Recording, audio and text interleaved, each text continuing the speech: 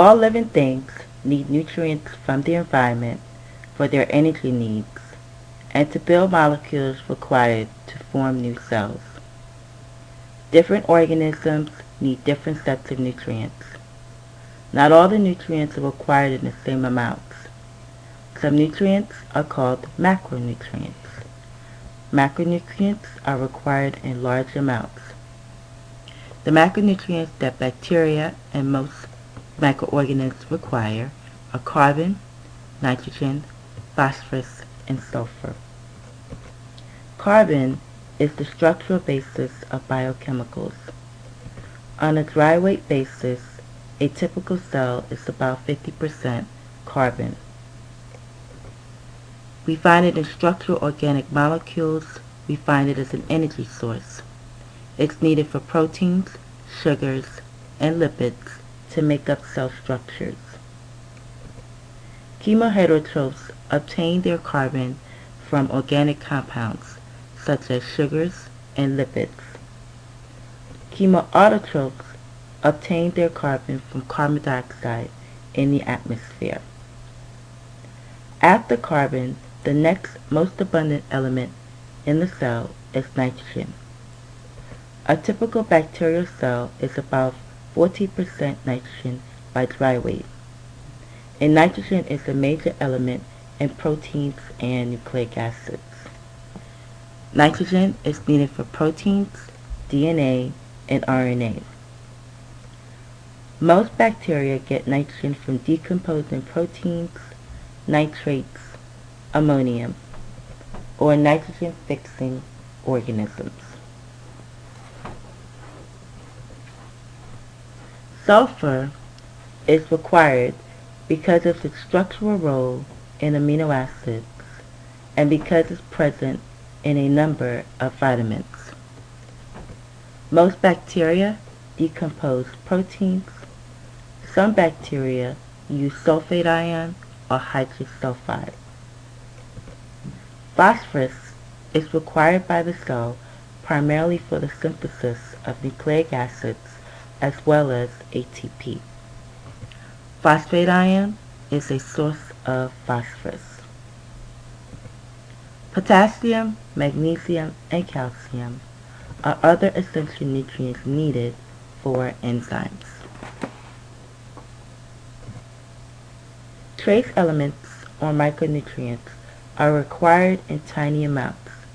They are just as critical to cell function as are the macronutrients.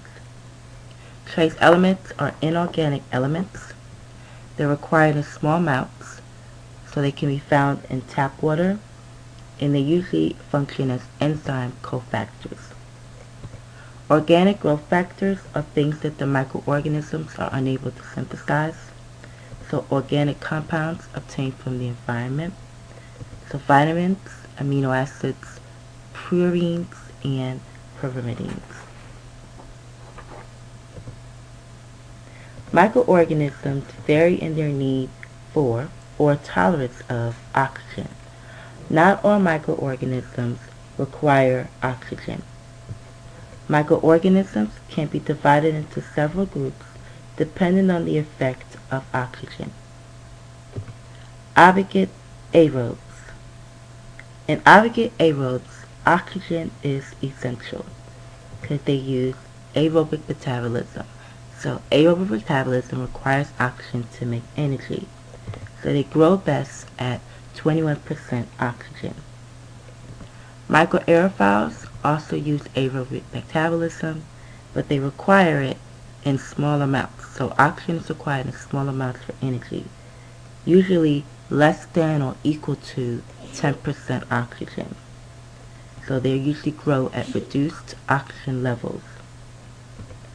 Facultative anaerobe, example of one is E. coli.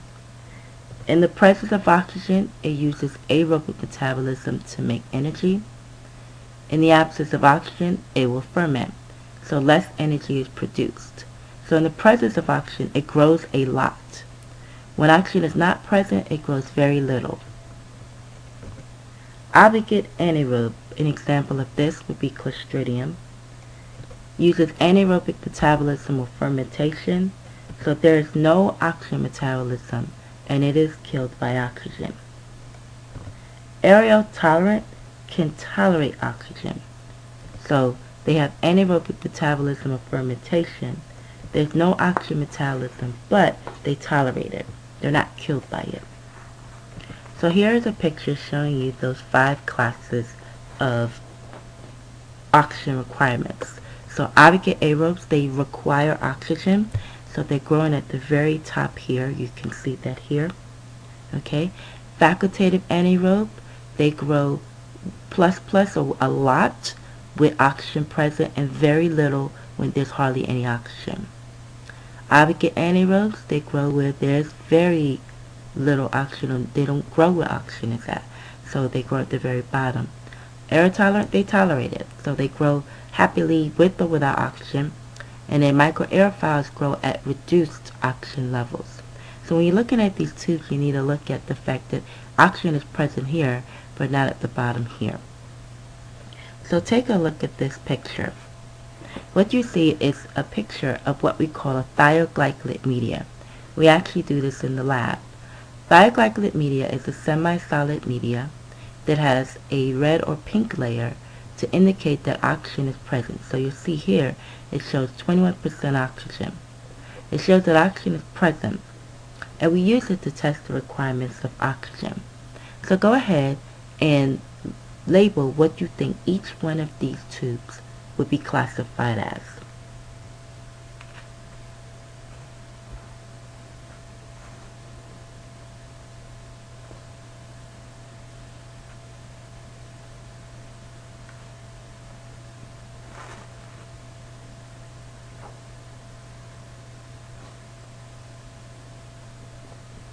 So, the first one, you can notice that it's growing at the very top.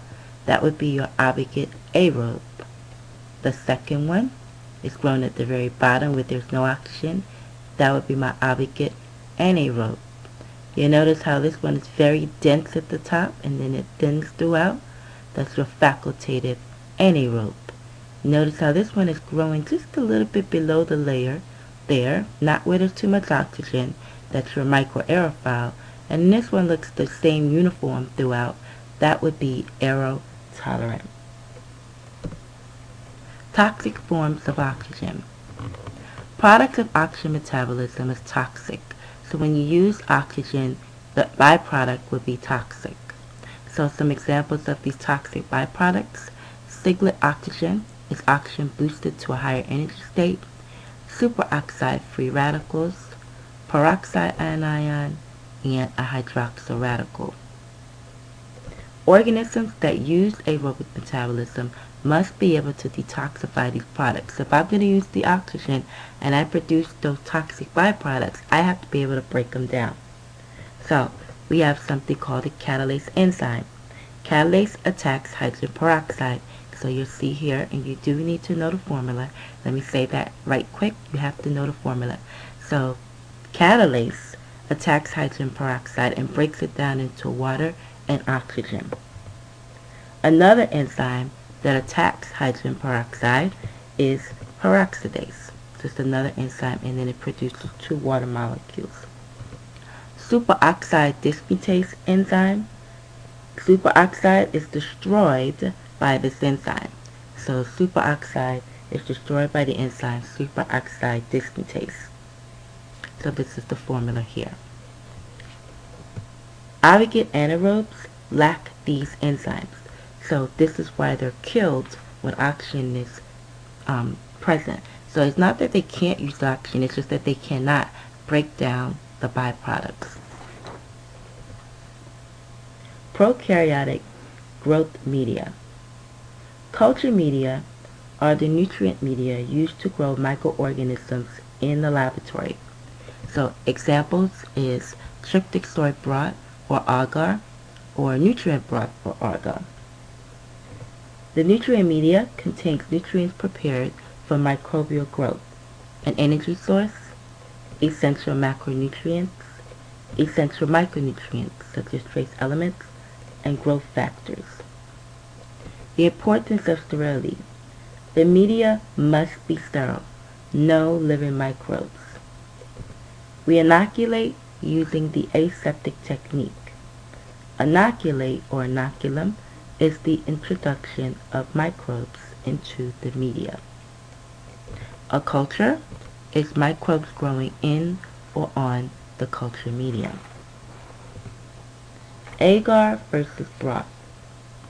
Agar is a complex polysaccharide that is used as a solidifying agent for culture media in petri plates, slants, and deeps.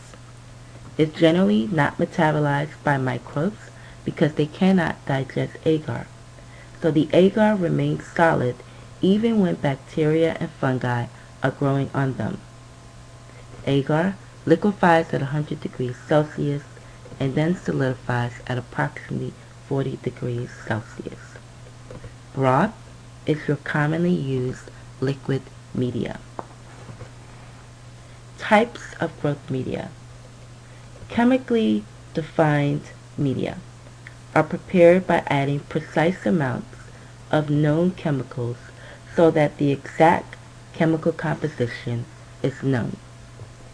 It's used to grow specific prokaryotes and to determine growth properties. Complex media is made up of extracts and digests of yeast, meat, or plants. Example, nutrient broth and nutrient agar, and is used to grow a variety of prokaryotes. So this is what we use in the lab.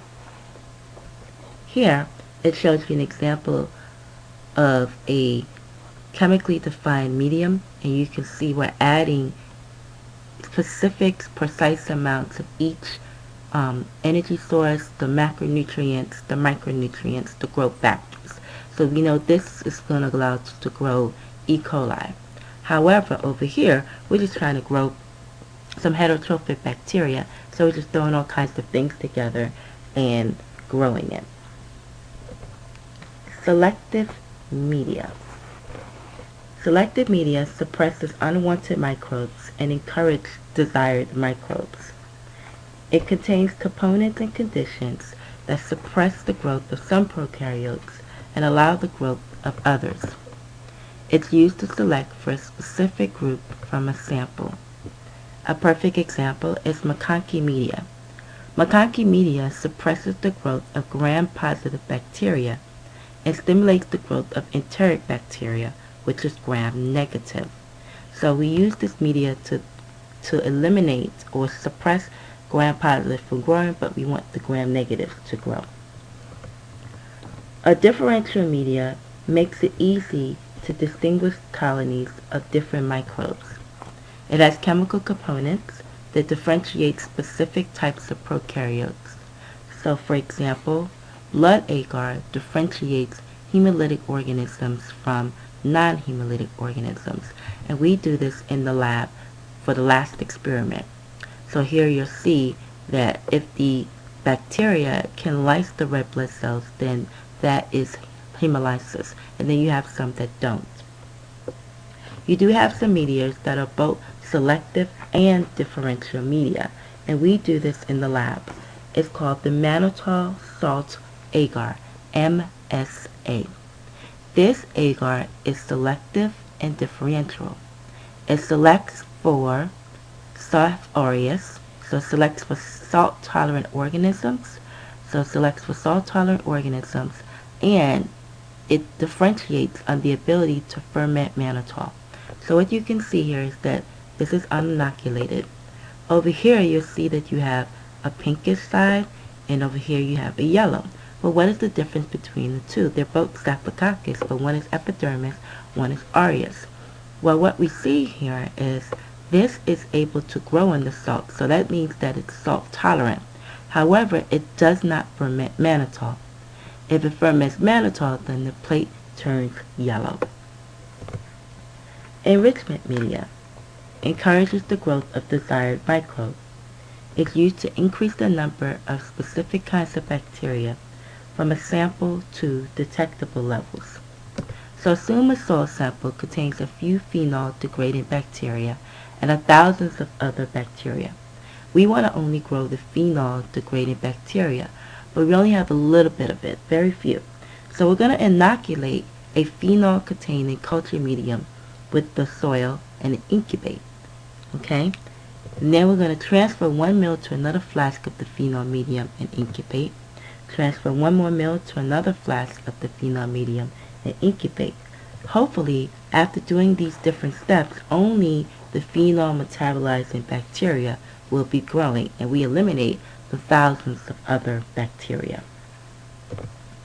A pure culture comes from a single cell or spore, and it contains only one species or strain.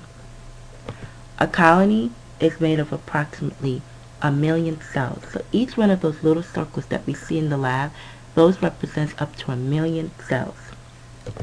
A population of cells arising from a single cell or spore or from a group of attacked cells is a colony. A colony is often a colony-forming unit, a CFU. In order to obtain a pure culture, we do what they call the streak plate method. The streak plate method is used to isolate pure cultures. So you'll see here, we have a streaking here, here, and here. And the whole goal is to spread something onto the plate. So I'm spreading it onto the plate, and then eventually spreading it all over so that eventually you're kind of spreading it out to where you're going to get nice isolated colonies. So here it is located here. You'll see that here we have a whole bunch of it. That's called a lawn. So we have a lawn here, and eventually as we're spreading this lawn out, we'll begin to get these nice isolated colonies. And again, each one of these colonies is 1,000,000 cells. Here ends part B of chapter 3.